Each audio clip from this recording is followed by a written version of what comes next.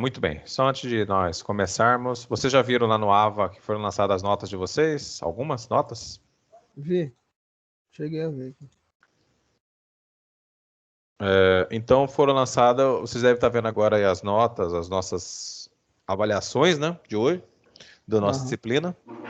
Então hoje nós temos algumas atividades a serem entregues. Essas atividades estão no AVA, na pós-aula da aula 3. Pós-aula da aula 3, para que vocês tenham acesso.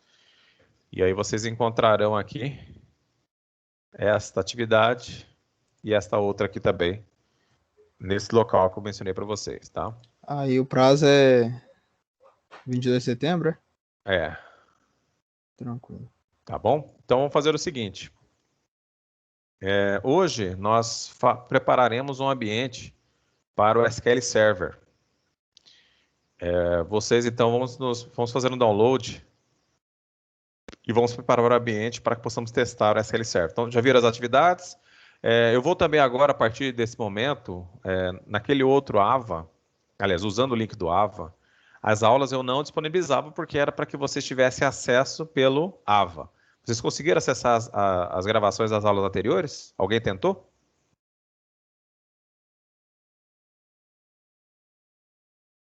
Do Teams não, porque o chat não tá liberado. Ela ficava aqui no chat do Teams. Tá, agora o chat deve estar liberado aí. Vocês devem conseguir usar o chat, né? Ainda não. Chat nas reuniões, o canal está disponível apenas para membros da equipe. Ainda está com aquela mesma situação. Acho que na aula passada nós tínhamos resolvido isso mais ou menos. Vocês estavam falando aí de 26 de setembro, vocês estavam falando aí? Eu fui aqui agora. Então, oi? Eu cheguei aqui agora. O que vocês estavam falando aí, uma coisa de 26 de setembro, uma atividade? Não, sim, as atividades nossas aqui, para que a gente acompanhe nosso cronograma, né, de envio. E além desse cronograma de envio, também passei o aviso que nós usaremos o link que está na aula 1 do AVA, que é esse link que nós estamos usando agora. A aula vai ser gravada, eu farei o download dessa aula e vou estar postando também lá no nosso AVA o link para que vocês vejam a aula. Que como estava tendo essa consistência, vocês não conseguirem ver as aulas anteriores, neste ambiente aqui eu vou conseguir fazer o download das aulas e postá-las posteriormente. Muito bem. Então vamos seguindo aqui para preparar o ambiente. Então a nossa ideia agora é que façamos a preparação do ambiente para o uso do SQL Server. Então aqui está o nosso ambiente que nós usaremos. Então eu preciso agora que vocês podem abrir o navegador aí. No navegador nós vamos fazer o download do SQL Server Express, que usaremos aqui para nossos exemplos. SQL Server Express. Todos já estão acompanhando, estão digitando? Sim, sim. Por que você não falou na outra aula, professor, que era para já baixar isso, para deixar pronto? Então, se vocês lessem a seção 2.1, vocês veriam que vocês estariam mexendo com o SQL Server. Alguém já deixou preparado por ter lido a seção 2.1? Não? Então tá jóia. Então vamos deixar preparando e daqui a pouco nós voltaremos aí para a nossa aula, seguiremos com a aula normal, enquanto o download será realizado, tá? Então, vocês aqui, quem tem dificuldade, talvez não tenha baixado o SQL Server, a versão Express, ela é uma versão gratuita. Então aqui tem a informação para vocês, que é uma versão gratuita. É evidente que ela tem algumas restrições que as outras versões, as versões que são pagas, não têm, né? Então vocês vão digitariam no navegador o SQL Server Express e faria o download. Clicar na opção de download. A última versão do SQL Server Express é a versão 2019, tá? Então, como será local, a SQL Server 2019 em Azure não é local, né? Isso aqui nós veremos depois, que é no ambiente, na nuvem, né? Então, faremos aqui o download, vocês estão nessa janela aqui do SQL Server. Aqui vocês terão aqui o SQL Server Express, então faça o download agora mesmo. Vocês clicarão nessa opção para que vocês venham baixar a versão 2019. No caso, a versão da direita aqui, né, professor? Isso. Então aqui, ó, vocês estão com a tela aqui, né? Vocês devem estar vendo a minha janela aqui. Sim. Experimenta SQL Server na sua infraestrutura local ou nuvem. Então, nós temos aqui embaixo a versão gratuita. Nós usaremos esta versão aqui gratuita do SQL Express. Tem aqui o SQL Developer, não usaremos ela, usaremos esta outra aqui, a Express. Vocês viram que vocês clicaram nela, ela já fez o download aqui. Basicamente, quando a gente usa este recurso, ele faz o download do instalador que fará os downloads depois em seguida. Eu acredito que todos já conseguiram fazer o download disso aqui, é bem rápido, né? Sim, Ele já está aqui no navegador, eu vou clicar aqui novamente. Ele vai pedir autorização para instalação. Fará uma pequena verificação do seu sistema operacional, se ele está de acordo. E aqui nós temos as possibilidades para que façamos a instalação, tá? O básico, personalizado e baixar mídia. Eu acho interessante que vocês baixem a mídia, até para que vocês saibam quantos megas estará ocupando aí esse instalador do SQL, tá? Então, nós usaremos baixar mídia, tá? Então, faremos 2 downloads enquanto a gente seguir a nossa aula. Vocês baixarão a mídia, que é esse aqui, essa opção. Todos já conseguiram estar nessa tela aqui? Espera aí só um momento, senhor. Tá pedindo autorização aqui. Tudo bem.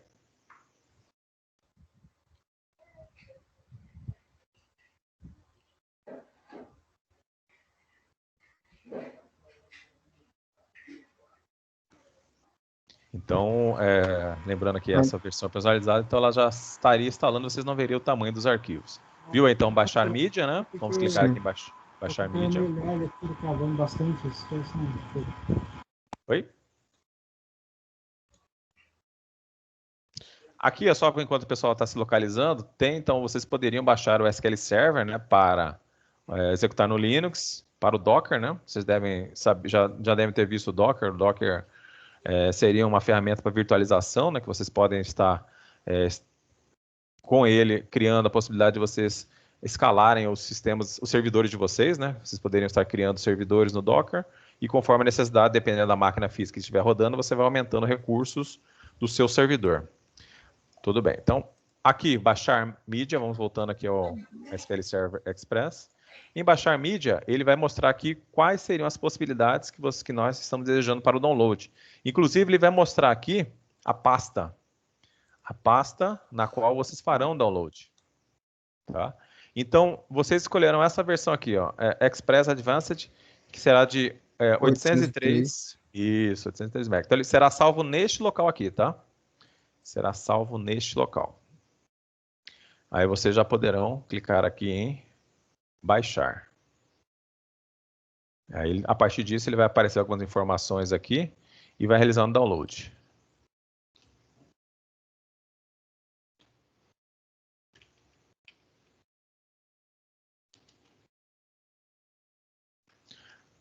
Aí vocês podem abrir uma outra guia aí, para que vocês digitem aí SQL Server Management Studio. Download, né, para ficar mais fácil ainda. Então, Quando a gente faz esse download aqui que nós estamos fazendo, é referente ao nosso o motor do banco de dados, tá? Então ele vai instalar aqui basicamente o serviço do nosso banco de dados e também, né, evidente, o motor. Quando eu falo motor, é onde vai estar gerenciando os acessos ao nosso banco de dados.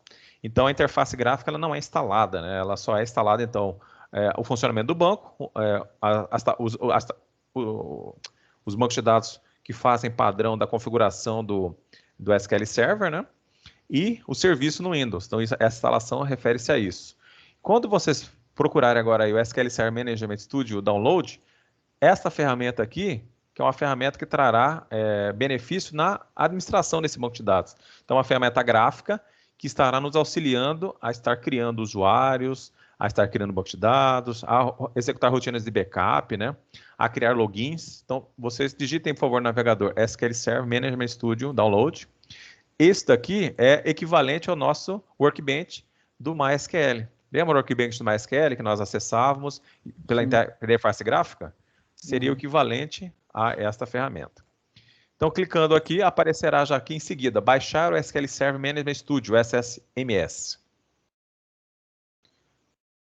Aí clicando nessa opção, aqui aparecerá para vocês a última versão do SQL Server Management Studio, que é a de 22/7 de 2020, então do mês de julho, né?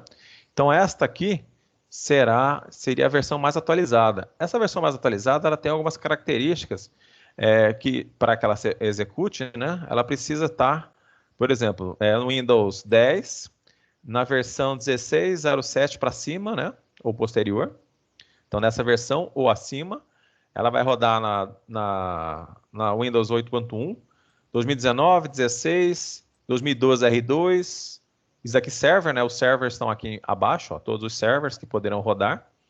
Mas, basicamente, no Windows 10 precisaria de uma versão superior a 16.07. Essa máquina virtual que eu uso, ela não tem essa versão, tá? Ela está numa versão anterior a essa, desculpem. Então, o que eu vou ter que fazer? Eu vou ter que baixar uma versão anterior do SQL Server Management Studio. Então, no meu caso, eu não sei de vocês se a versão do Windows de vocês está bem atualizada ou se vocês estão usando outro sistema operacional, né? A minha aqui é 2004, a versão do Windows. Do Windows? 2004. 2004. Então, está bem atualizado. Então, talvez você possa baixar essa aqui. No meu caso aqui, eu vou ter que procurar uma versão que rode nesta máquina. É bem parecida de vocês, tá? Vai ser basicamente bem parecido. Eu vou clicar aqui em versões anteriores, observem aqui, ó, no lado direito, versões anteriores. Eu vou procurar uma versão que funcione no meu Windows aqui, tá? Então, em versões anteriores, temos um link aqui, eu vou clicar neste link. Vai aparecer as versões anteriores aqui para mim. A última versão é 18, essa aqui é na verdade 18.6 é a última versão. Aqui as demais versões, eu vou baixar essa versão aqui, do SQL Server Management Studio, de 30 de janeiro de 2017, tá? Então, eu vou clicar nessa opção, para que eu faça download dela.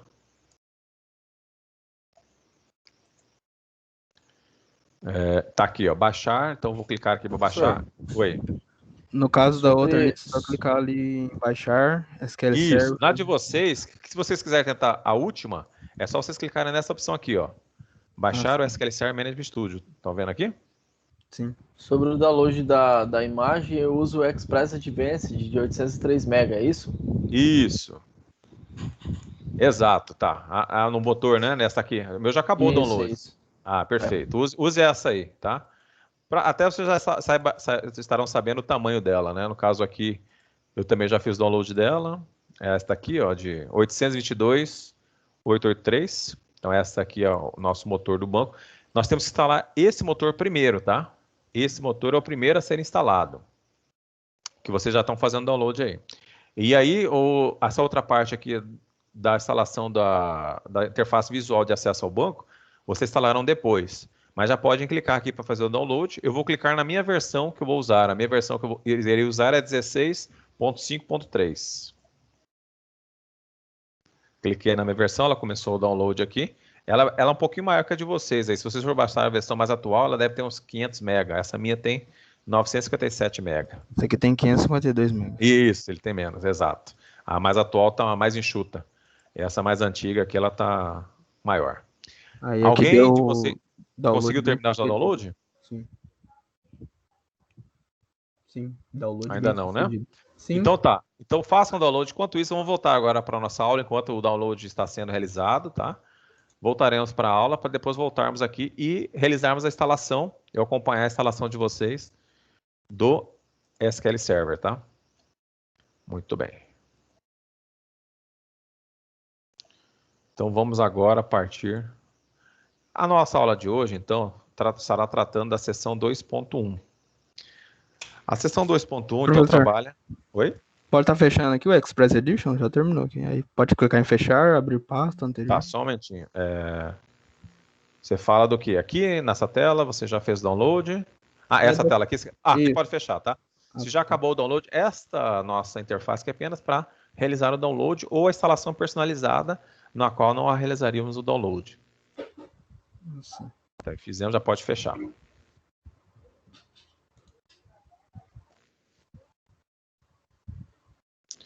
Então, na aula de hoje, o assunto a ser tratado aqui é a respeito da segurança, tá? Essa parte da segurança, talvez seja um dos itens até com uma boa relevância no cenário, né, de uma pessoa que estiver administrando um banco de dados. Nossa disciplina aqui em si, a ideia é que vocês, para que possam ganhar o título de DBA, é necessário que vocês se especializem em um banco de dados. Então, vocês viram MySQL nas aulas anteriores. Hoje, nós estamos fazendo aí auxiliando as pessoas que não conseguiram instalar o SQL, vamos instalar ele aqui, para que todos vejam a instalação do SQL Server, né? Mesmo, ainda existem, lógico, outros bancos de dados, né, nesse cenário, mas a ideia é que vocês possam aí, depois dessa nossa disciplina, tendo interesse de virar um DBA, se especializar em um banco de dados, ou caso tenham interesse, poderão se especializar em outros. Então, nesse contexto, essa nossa disciplina, ela trará alguns aconselhamentos a vocês.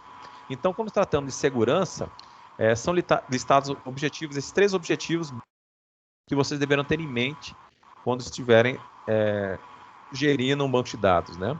Então, a parte do sigilo, essa é uma parte que...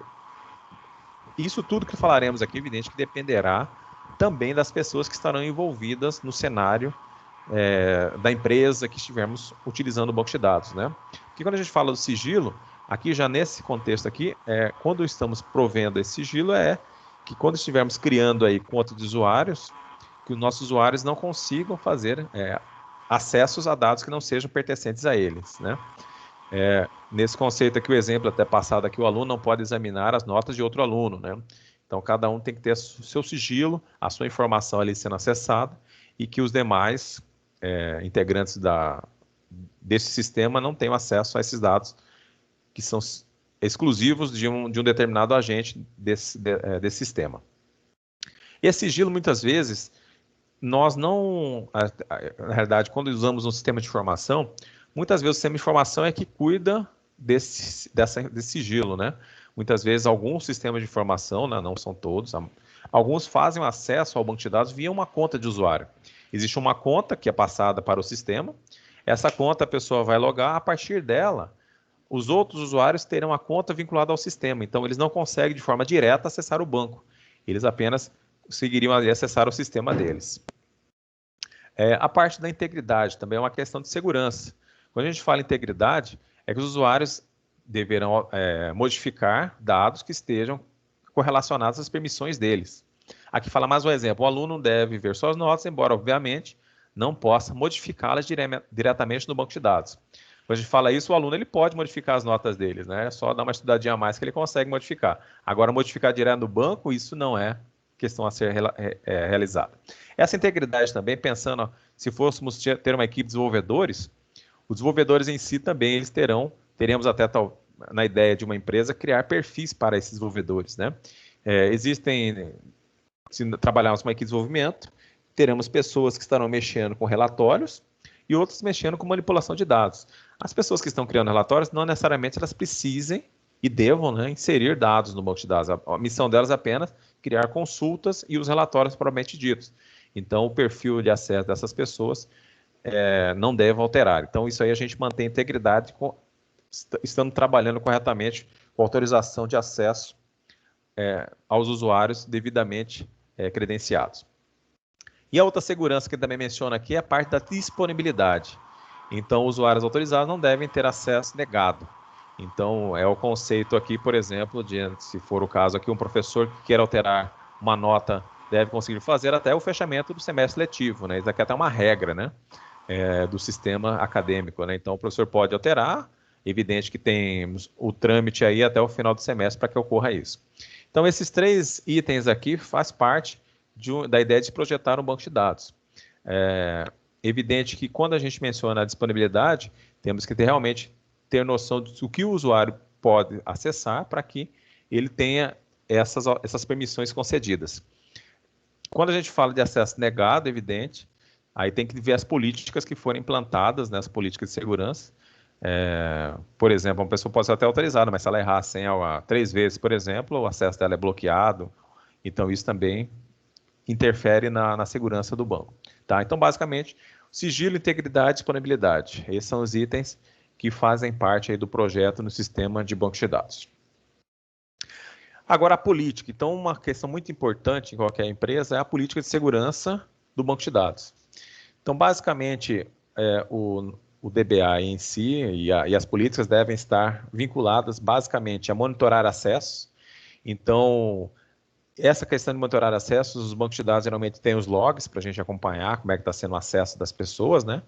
E até se existe alguém que está tentando acessar o banco de dados, trocando a senha toda hora, não está conseguindo o acesso e fica mudando toda hora, então isso pode ser um indício de alguém que está tentando descobrir a senha de outra pessoa. Então tem que ter monitorado isso para que evitem acessos inadequados. Avaliar direitos de acesso dos usuários, como administradores e usuários de aplicação. Essa questão de avaliar direito de acesso, a pessoa que estiver gerenciando o banco de dados, ela tem que ter a noção que muitas vezes existirão pessoas na empresa. Oi. Quer falar alguma coisa? Não, que agora que eu consegui colocar aqui no instalador, eu tenho que escolher qual? Express Core, Express Advanced ou qual coisa que eu tenho que escolher? Agora que eu consegui avançar aqui no trabalho. É o Advanced, João. É o Advanced. 3 MB aí. Então, obrigado. É o Advanced. Muito bem. Então, quando a gente pensa em avaliar direitos, então cada uma dentro de uma empresa tem seus papéis. E isso daí, na realidade, deve ser, não é responsabilidade do DBA. Se uma pessoa é contratada, né, para ser, por exemplo, diretor de uma empresa, ele vai ter um acesso privilegiado. Agora, se no momento da sua saída ou ele mesmo provoque um erro, o DBA em si não terá culpa, porque ele tem ali, passou as atribuições que foram enviadas sobre aquele profissional em si, né? Então, esse direito tem que ser avaliado, mas tem que ser bem documentado para evitar, né, transtornos. Auditar mudanças e configurações dos próprios SGDB. Então, todas as mudanças ele tem que estar ali envolvido, né? Uma queda de performance poderá ser atribuída a uma mudança, uma configuração inadequada. Então, essa situação ele tem que estar sempre observando a performance, como o banco de dados está se comportando, para que ele possa aí tomar as decisões cabíveis aí ao SGDB. Outra situação, gerenciar privilégios de usuários. Nesse contexto aqui, essa ideia de gerenciar privilégios de usuários para impedir acesso a campos de dados sensíveis, essa questão de dados sensíveis está até correlacionados aí ao que nós temos na Lei Geral de Proteção de Dados, né? Lá na Lei Geral de Proteção de Dados, vocês até, quem for ler, verá que existem dados sensíveis e dados de identificação, né? Então, algumas vezes, os usuários não podem, não devem ter acesso a alguns campos sensíveis, mas até que os dados de identificação poderiam ser acessíveis, né? Então, nessa situação, esse gerenciar privilégios estará correlacionado também a avaliar direitos de acesso. Avaliar a vulnerabilidade e confiabilidade da aplicação e do banco de dados em si, né? E, além disso, identificar dados sensíveis. Essa aqui é uma conversa que o DBA em si ele deve estar antenado ao que são dados sensíveis. Vocês conseguiriam me dar um exemplo de um dado sensível? CPF. Alguma informação vital de uma empresa, se for, uma ideia. Não sei, cara. Vamos lá, o dado sensível, tá? Alguém falou CPF. O CPF é um dado de identificação, não é um dado sensível. Então, a gente já separaria o CPF como dado de identificação. Alguém consegue citar um outro dado aí que possa se encaixar no dado sensível? Cartão de crédito, número de cartão de crédito, uma coisa assim. O número de cartão de crédito é um dado financeiro sensível, realmente, né? O que mais que a gente pode relacionar? Cor de pele, raça. A cor de pele é um dado sensível, né? Dependendo de... Religião também? Exatamente. Religião é outro dado sensível. Até se tiver no cadastro, o time que ele torce é um dado sensível. Meu Deus. Porque, infelizmente, o mundo de hoje existe. Porque as pessoas brigam muito, opinião política também? Exatamente. Política. Política é uma coisa que as pessoas brigam realmente demais. Questões religiosas também. Ninguém consegue entender que o outro tem a outra religião que não a dele. E querem se convencer e aí entra em conflito. Time de futebol é a mesma coisa, né? Então, esses são os dados sensíveis. O cartão de crédito também é um dado financeiro sensível. E o dado de identificação, nós podemos considerar o nome da pessoa, o CPF dela, onde ela mora, né?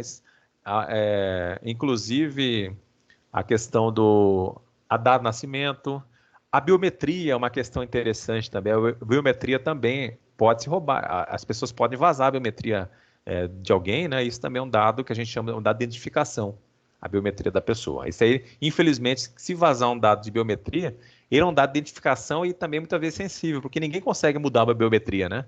A partir do momento que vazou sua biometria, não tem como alterar mais nada. Nome é possível alterar, endereço, né? Criar uma nova RG. Agora, em biometria, aí não tem jeito de alterar. Então, um dado que eu considero ele identificação e sensível, que é uma questão que não pode escapar da empresa. Muito bem. Então, são essas situações aqui que a política de segurança deve tratar. Então, a política de segurança ela deve ser feita, a ideia é que seja feita a várias mãos, né? Para que todos tenham a sua responsabilidade nesse processo. E aí, como uma empresa de grande porte, todos têm que conversar, essa política tem que ser apresentada, uma nova pessoa, quando ela for trabalhar, teria que ser apresentada essa política de segurança, né? E para que a empresa possa aí ter algumas garantias, pelo menos, que todos saibam qual é a missão e quais são os acessos ou dados que poderão ser acessados, níveis de acesso ao banco de dados, então os privilégios dos usuários, então tudo isso deve ser bem esclarecido. E a questão, avaliar vulnerabilidade e confiabilidade. O que nós podemos interpretar como avaliar vulnerabilidade no SGDB?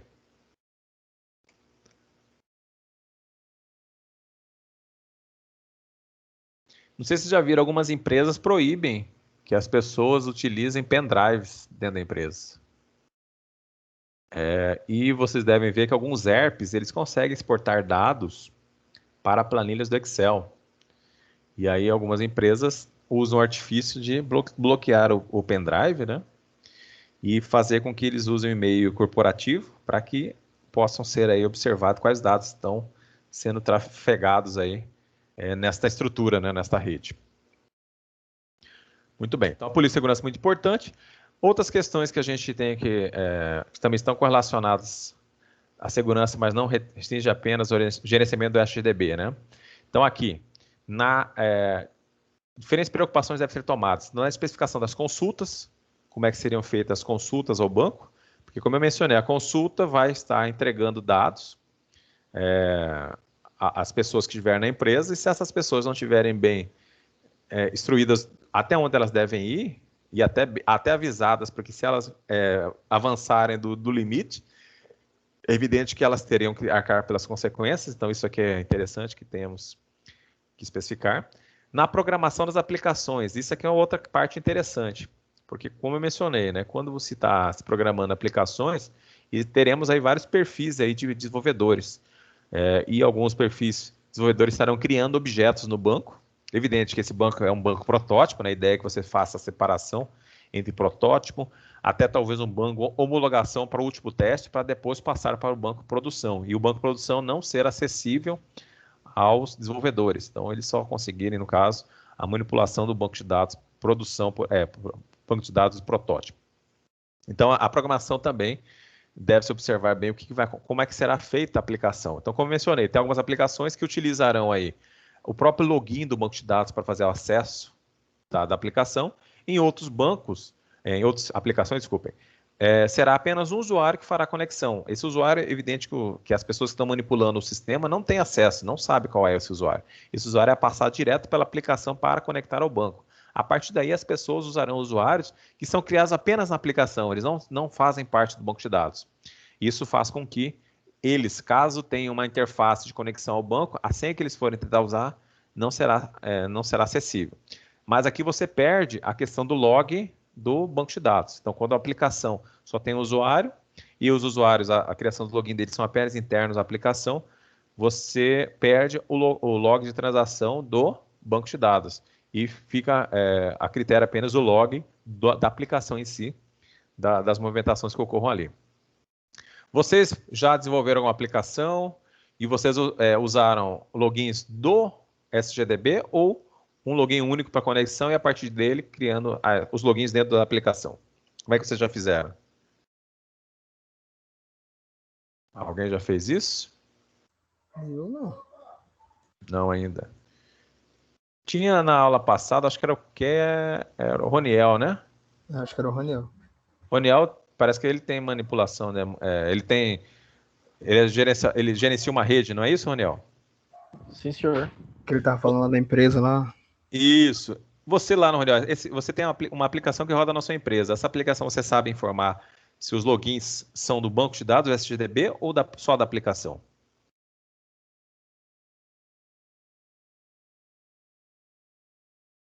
O Roniel tá pensando ou ele não escutou? Não, é que meu Teams tá meio travando aqui. Tô fazendo uma instalação tudo. ao mesmo tempo aqui e tá meio bagunçado. Tá meio bagunçado. Então, você sabe informar isso? Então, lá onde eu trabalho, a gente tem uma divisão muito séria, entendeu? Certo. Que nível de divisão a gente está falando? A gente está falando de pessoas com informações e pessoas sem informações de determinada situação, entendeu? Certo. A aplicação que roda lá é interna, não posso falar porque são informações sigilosas, né? Sim, sem dúvida. Mas, assim, com relação a login, essas coisas, assim, cada um com o seu, né? No meu caso, eu sou responsável pelos servidores, pelos switches e toda a parte de ativos da rede, né? E então, assim, sempre que eu preciso tratar algum assunto relacionado ao banco de dados, qualquer um deles, seja um SQL Server ou o Oracle que está lá rodando, eu trato direto com o analista responsável, entendeu? Entendi. Mas, assim, é uma coisa assim que eu peguei andando e já tem muitos anos funcionando dessa forma e raramente, em poucas situações, eu tive que intervir e fazer alguma coisa. É mais por manter o ambiente, eu tenho a responsabilidade de manter o ambiente sempre atualizado, né? Então, certo. eu tenho um book mensal, um checklist, onde eu tenho que prestar conta de atualização de BIOS do servidor, atualização de sistema operacional, atualização de OS dos suítes da Cisco, etc e tal. Então, assim, poucos foram casos que eu tive que intervir, entrar em contato com o administrador do banco de dados e falar, ó, derruba tudo lá, que vai ter que reiniciar a máquina física, etc e tal. Entendeu? Entendi. Ô, Legal. professor, Então, oi, pode falar. eu não sei se serve para o seu exemplo aí, você perguntou se alguma Alguém já aplicação fez que alguma aplicação, né? Já fez alguma aplicação? Não que eu não fiz, mas lá na empresa, no caso onde eu trabalho, é uma fábrica de software e ela faz basicamente aplicações de previdência, Certo. estados, municípios, etc. Então, basicamente, a aplicação ela depende do banco para ser acessada, né? Então, você tem lá o login, tem a senha, você tem lá a parte que você deixa o login ativo ou desativado, etc. Então, basicamente, o acesso da aplicação é acessando o que está no banco de dados. Certo. Mas aí você... que na verdade é só software house. Não precisa falar lá que... mas vocês preferem... que tem desenvolvedores, ou é uma opinião própria. Essa parte de desenvolver um sistema... A integração direta com o banco, criando usuários no banco, ou criando um usuário na aplicação? Qual vocês já viram aí? Ou nunca pararam para pensar se a aplicação usa um usuário único para conexão? Quando eu falo assim, a aplicação ela passa um usuário, esse usuário não é sabido pelos demais usuários que fazem acesso à aplicação.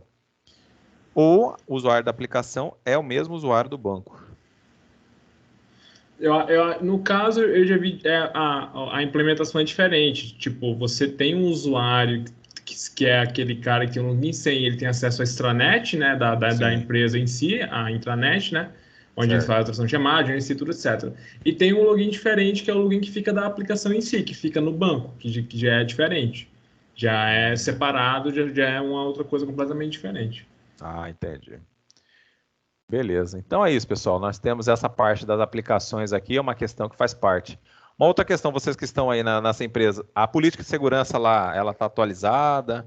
Já contempla essa lei geral de proteção de dados? Ou ainda não contempla?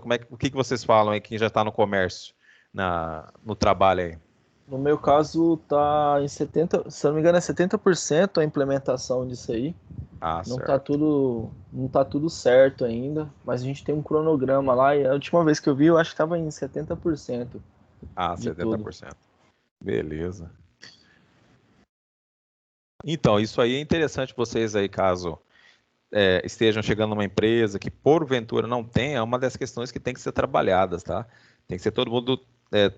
vou dizer assim, a empresa tem que estar envolvida, né? Todos os diretores devem saber que é fundamental que essa política de segurança seja implantada. para evitar aí problemas, né? Principalmente quando a gente está trabalhando com dados de terceiros. Hoje, os dados de um cliente são muito importantes, então não devem vazar, como já vazaram muito anteriormente, né? Principalmente as redes sociais já vazaram muito. Eu mesmo recebo ligação de empresa me oferecendo cartão e que tem todos os meus dados. Se eu nunca tive cartão nenhum lá, como é que eles têm todos os meus dados, né? Então são questões realmente inadequadas.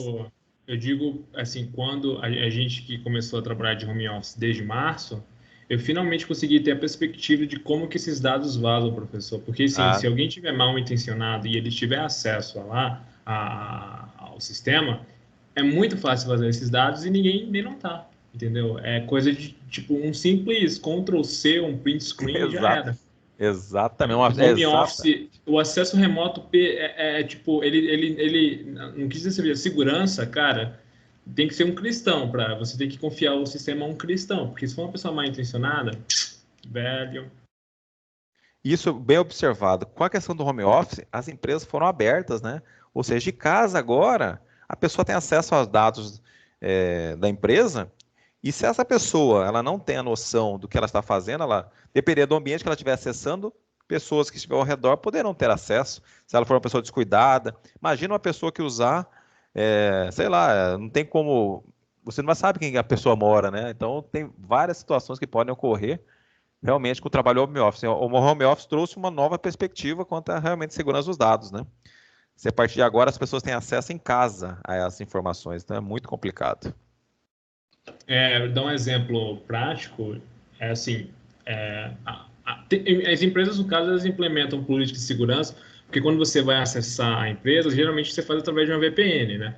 Sim. Então, geralmente, nessa VPN é implementado algumas features que ela monitora o tráfego que está tendo na sua máquina. Então, teoricamente, você só deveria gastar a rede lá da VPN conectando com o servidor em si. Mas se, por exemplo, eles acessam histórico lá e veem que você trafegou, não sei, vamos dizer, 500 megas, isso em uma hora, uma conexão de remoto não trafega 500 megas, né? Não. Então tem alguma coisa errada aí. E aí a pessoa pensa, não, bacana, isso funciona. Mas e se a pessoa montar essa VPN numa VM? A empresa ela não vai conseguir discernir. Então, por exemplo, se eu monto uma VM e eu pego a minha VM aqui e eu coloco ela em segundo plano, eu consigo printar tudo da minha máquina, da source aqui, do que está na VM e ninguém vai perceber, porque o input não está sendo na VM, que é onde está a VPN. Então, tipo assim, é uma perspectiva que abriu, que agora eu entendo como que vaza esses dados, como que fulano liga para você e sabe seu cartão de crédito, todos os seus dados, nome da sua mãe, etc. Deve ser desse jeito. Sim. E Com nesse relação... contexto aí...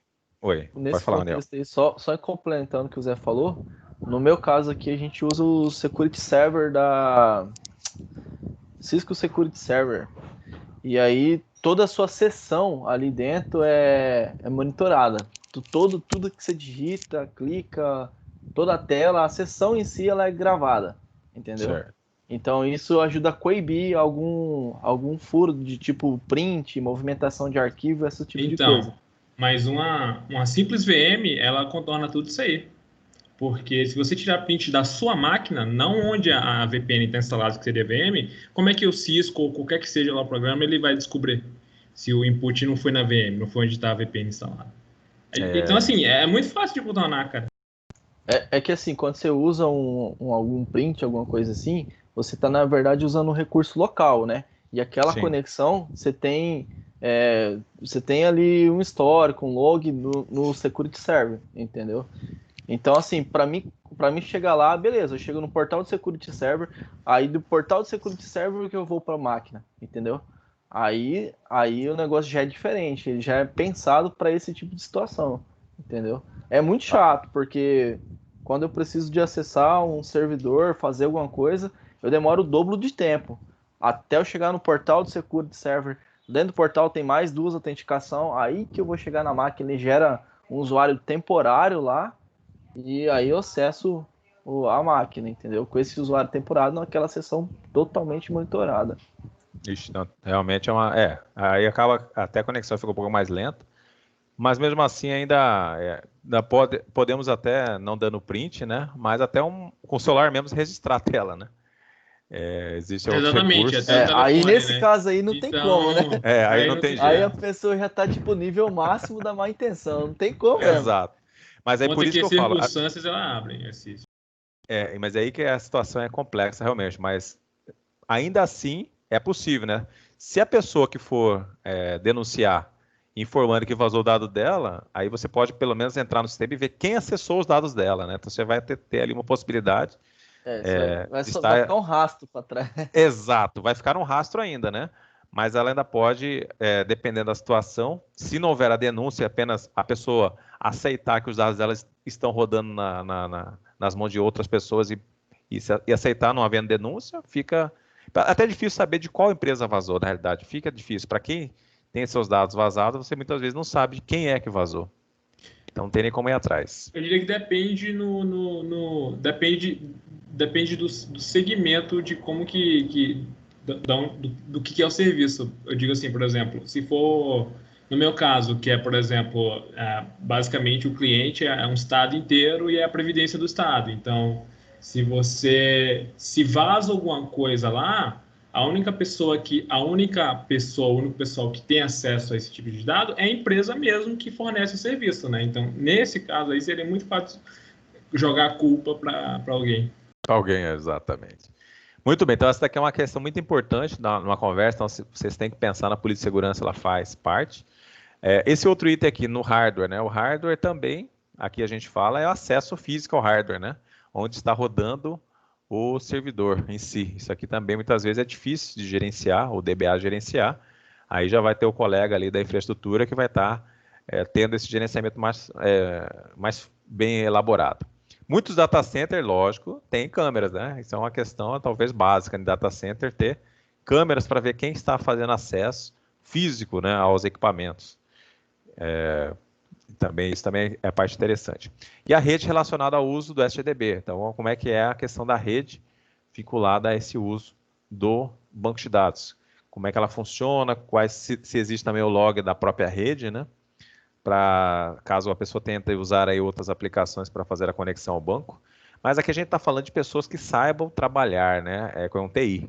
Aqui já talvez aí só se a pessoa use um software de terceiro para ficar sniffando a rede, né, atrás de pacotes, entre outras situações. Aí talvez, mas basicamente aqui já são pessoas que já saibam, nessas 3 e 4, pessoas que trabalham especificamente na área de TI, têm mais facilidade em desenvolver qualquer ação que seja negativa nesses itens, né, hardware e a rede. Muito bem. Aqui nós temos as principais preocupações relacionadas à segurança na área do banco de dados. Então, aqui, novamente, temos a parte da integridade. Então, toda vez que falamos de integridade de banco de dados, perda de integridade, é modificações inapropriadas. Não modificar registros sem que houvesse os critérios adequados, ou seja, que a regra de negócio da empresa haja uma falha ali, né?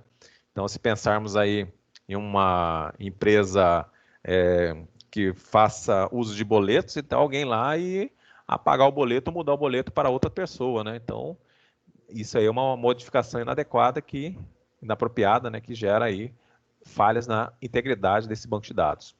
Perda de disponibilidade, problemas de uso. Quando você fala que não está disponível, que você não consegue utilizar este recurso. E a perda da confiabilidade, acesso não autorizado. Esse também são uma das preocupações relacionadas quando se perde a confiabilidade, ou seja, que a partir desses itens,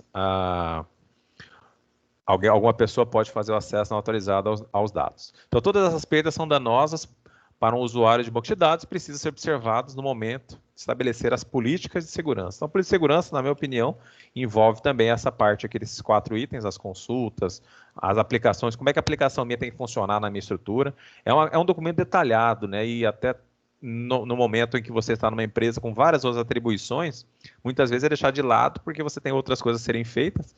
E isso aí, entre aspas, não tem uma produtividade. A empresa em si não vê produtividade, você está criando documento, né? Mas é muito importante para levar em consideração todos esses itens que estão sendo mencionados aqui.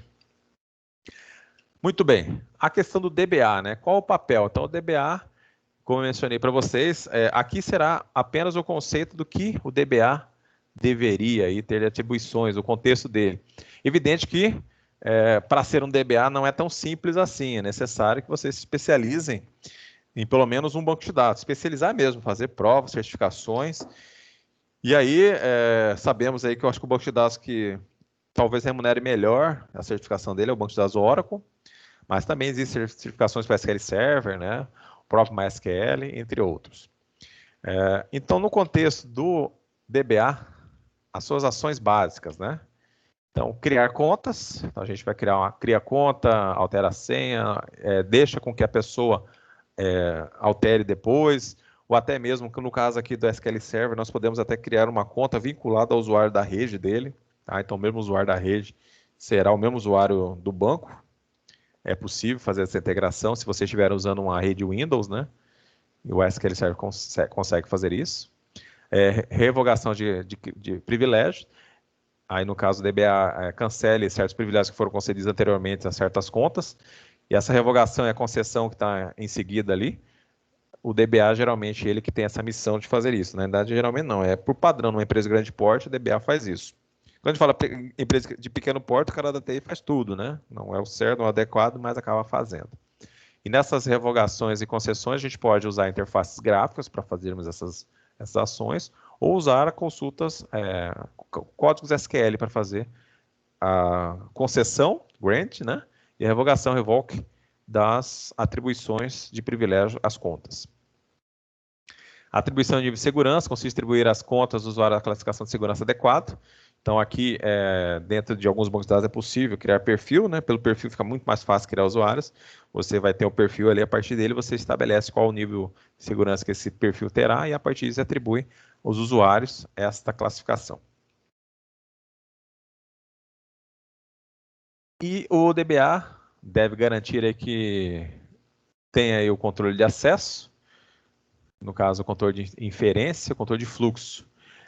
Essas informações não são do DBA, é evidente que esse controle de acesso, quando acessamos o banco de dados, impõe restrições a regras através de contas e perfis de usuário, já mais ou menos é o que nós já falamos anteriormente, né? Então está na mesma fala dos critérios anteriores. Controle de inferência, no banco de dados existe um mecanismo de segurança que atua protegendo informações estatísticas de um grupo.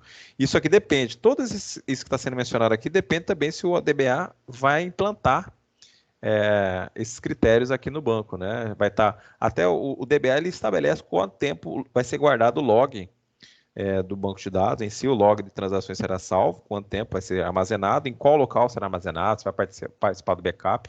Então isso também o DBA vai estar trabalhando, mas é evidente que o melhor é que isso esteja claro também nas políticas de segurança desse banco de dados.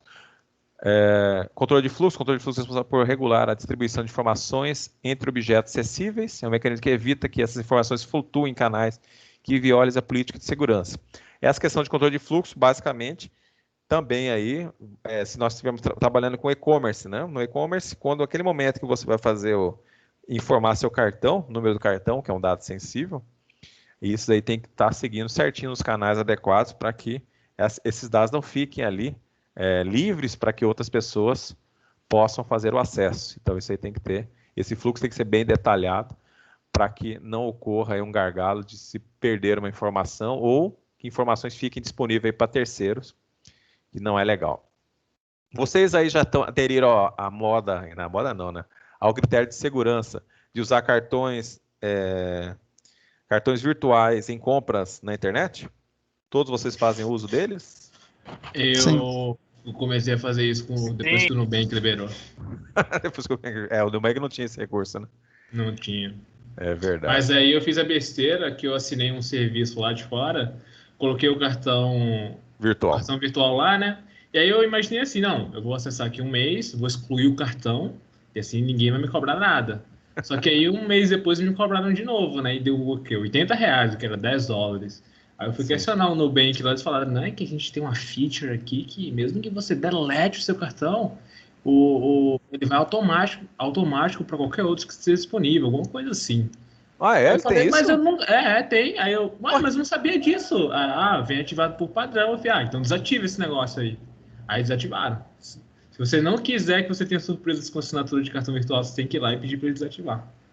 Ué, o princípio de usar o cartão virtual é exatamente esse, né? Que depois da transação, se for tentar outra, ele não vai autorizar, né? Agora, se o Nubank encaminha para outro que está ativo, perde o sentido do cartão virtual. Eles disseram que é só para assinatura, né? Mas mesmo assim. Mesmo assim, não é legal, né? Muito bem, pessoal. Vamos então voltar lá. Acho que então essa parte da segurança, agora vamos fazer alguns testezinhos de segurança. Essa unidade, essa sessão, basicamente vocês terão que só criar um usuário lá no SQL Server, né? Ele só passa uma dica de como criar esse usuário no SQL Server. Então vamos fazer o seguinte. Acho que o download você já deve ter terminado, né? Terminou? Das duas ações aqui? Ainda não, ainda falta um dia. Falta um dia? Qual que é os dois aqui, professor. Aqui que nós vamos fazer. Como a nossa aula é gravada... Eu terminei de instalar o Express, mas ainda falta instalar o management. Ah, tá. Então, como a nossa aula é gravada, eu vou começar a instalar aqui.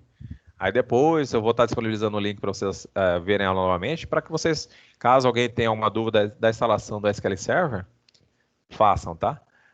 Depois, posteriormente. Então, o SQL Server, nós baixamos o motor dele aqui, que é o Advanced, que nós vamos usar aqui. O meu aqui ficou com 822 MB, esse que nós vamos usar primeiro. Então, executem esse. Quem já está feito o download pode executar aí, para que façamos a instalação simultânea. Então, basicamente, ele pede aqui para que o local que ele vai desfragmentar aqui o arquivo, que o arquivo está compactado, né? Vou clicar aqui, ok, ele já está desfragmentando, descompactando. Já gerou uma pasta aqui para mim. Vamos aguardar um momentinho aí. Já está acabando. Essa versão Express 2019, ela tem alguns recursos interessantes vinculados a Machine Learning.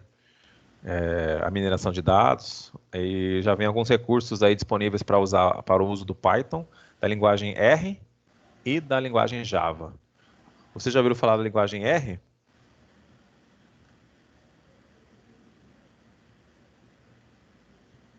Acho que não, né? Ninguém respondeu. Muito bem. Desculpa, aqui meio que vou apresentar o Pessoal, quem que já fez o download, conseguiu fazer o download, estão vendo essa tela, a mesma tela que eu estou mostrando aqui? Sim, professor, tá aí. Já extraiu aqui. Pode demorar um tempinho para poder abrir, então pode ir. Depois fazer os passos. Isso. Essas instalações aqui deixam um pouquinho pesado o computador mesmo, tá, pessoal? Isso aí não tem jeito. Se a gente quer ver o banco de dados, tem que instalar, né? Não tem outra forma. Ficar vendo vídeo no YouTube talvez ajude, mas não vai ter a correta impressão, né? Então, mesmo que depois vocês desinstalem, mas para a gente poder observar o funcionamento do banco, tem que se instalar. Muito bem.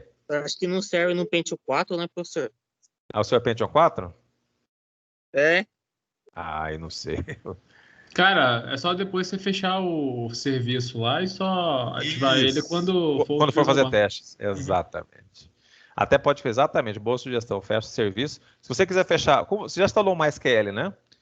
Lembra que eu mostrei como é que é feito para parar o serviço do MySQL? Para o seu serviço do MySQL é só para você ter liberar um pouco mais de recursos para o seu computador para poder instalar o SQL Server. Você pode colocar lá para ativar só manualmente. Manual. Toda vez que você for utilizar. Exatamente. Muito bem. Então aqui nós temos a tela inicial para instalação. Vocês observem aqui, nova instalação autônoma do SQL Server ou adicionar recurso a uma instalação existente. Vamos escolher esta opção aqui, tá? Esta opção que vocês vão instalar.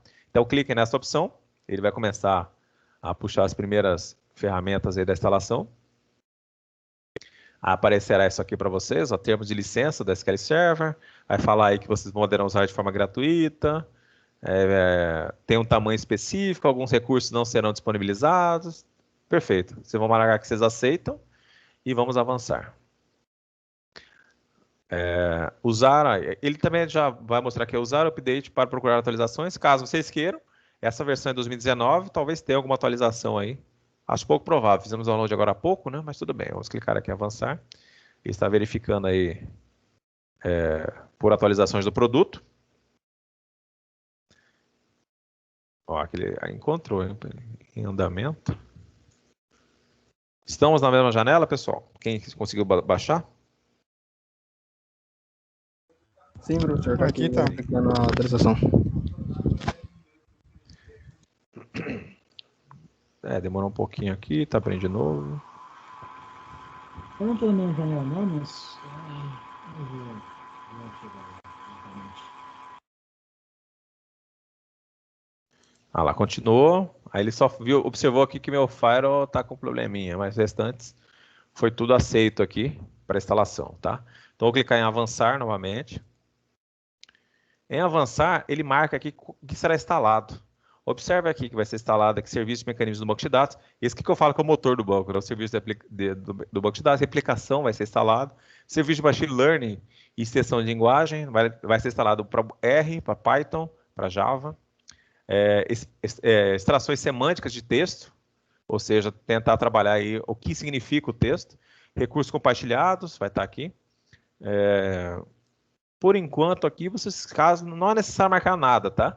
Vocês já estão vendo, não sei como é que está o computador de vocês. Isso aqui já é o suficiente para nós fazermos o teste, tá? Não precisa marcar mais nenhum desses recursos aqui. Vamos então, a partir desse momento, ele mostra aqui também embaixo quais serão as pastas que serão instaladas. Podemos selecionar tudo, não faremos isso. Então, como está aqui, o que apresentou para a gente é o suficiente. Vamos clicar em avançar. Já estamos seguindo aqui, agora vamos para regras de recurso. Aqui ele fala assim sobre a instância. Então, no computador nós poderemos ter várias instâncias. Cada instância foi como nós fizemos na aula do MySQL, né? Cada instância poderá ser... o serviço poderá ser parado, continuado, fazer o acesso pela instância. A instância servirá mais para que possamos distribuir aí em departamentos o nosso acesso ao banco. Então, caso tenhamos a necessidade de privilegiar um departamento, a gente pode tirar os outros do ar, né? Então, assim, deixaremos essa mesma instância que está aparecendo aí, SQL Express. Se tivéssemos o SQL Express instalado no nosso computador, apareceria o nome delas aqui, qual versão, qual edição, o nome das instâncias, caso tivéssemos. Como esse computador não tem nenhuma instância, apareceu vazio.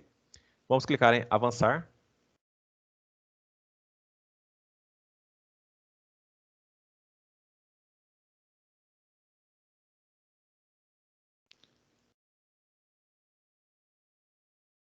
Aqui ele fala para instalar o OpenJRE 11.03. Pode instalar o JRE, isso daqui é para uso do Java, né? Também em nossa aplicação. Vamos clicar em avançar. Aqui que é a questão de como vai funcionar a nossa aplicação. Então, o mecanismo do banco de dados será automático, ele vai startar o serviço toda vez que inicializarmos. E temos aqui um desativado que é SQL Server Browser, que vai estar desatualizado. Mas os restantes estão, deixa como está aqui, tá? Automático, o mecanismo e lá o patch do SQL Server. Passamos para o próximo. Aqui nessa outra janela, virá a configuração do servidor referente ao como acessaremos ao banco, tá? Observem aqui, ó, modo de autenticação. Eu posso criar uma autenticação que seja integrada. Aliás, seja apenas uma autenticação via Windows, tá? Somente o usuário do Windows faria acesso. Vamos escolher misto aqui. Quando eu defino misto, especifique a senha da conta SA. Qual que era o usuário administrador do MySQL? Root. Isso. Então, aqui do nosso SQL Server, o nome dele é SA, tá? System Administrator, SA. No SA nosso aqui, vamos escrever a mesma coisa que fizemos no outro. Vamos colocar root. Só vai ficar com o mesmo padrão de senha, tá? Root. Então, aqui eu coloquei root. Embaixo também vou colocar root. Ok, aqui aparece o nome do computador, né, que vai ser instalado. Vou clicar em avançar. Aí ele fala o seguinte, que o Microsoft R Open é uma distribuição avançada, o R é disponibilizado pela Microsoft. Ele fala a licença, vocês falam que aceitem, tá? Aceitem a licença. Cliquem em aceitar. Depois de aceitar, vamos passar para avançar. Demorando para aceitar aqui um pouquinho. Aceitou, vamos clicar em avançar. Nessa outra janela aqui, agora nós vamos dar o consentimento para instalar o Python. É a mesma coisa, né? O R é uma linguagem específica da área estatística e é usada bem na parte de mineração de dados e machine learning. Python também é a mesma coisa. Aí ele vai estar disponibilizando aqui informações aqui do que estamos aceitando na conta, a distribuição do Python. Vamos falar que aceitamos também. Então, essas ferramentas que nós estamos aceitando aqui são todas destinadas a machine learning, tá? Então, já a parte da inteligência artificial está sendo facilitada aqui, já nessas versões aqui do SQL Server 2019. E o último aqui, não, aí já acabou. Agora ele começou a instalação propriamente dita, tá? Nesse momento está instalando os recursos, talvez demore um pouquinho mais aqui, mas a esse momento temos que encerrar essa instalação. Pessoal, todos conseguiram chegar nesse ponto? Já está instalando aí já o SQL Server? Sim, o meu tá. Não, professor. Tô aqui no anterior, aqui, ó. Consentimento para instalar o Python. Calma aí. Ah, o Kelvin tá falando isso. Então tá jóia, Kelvin.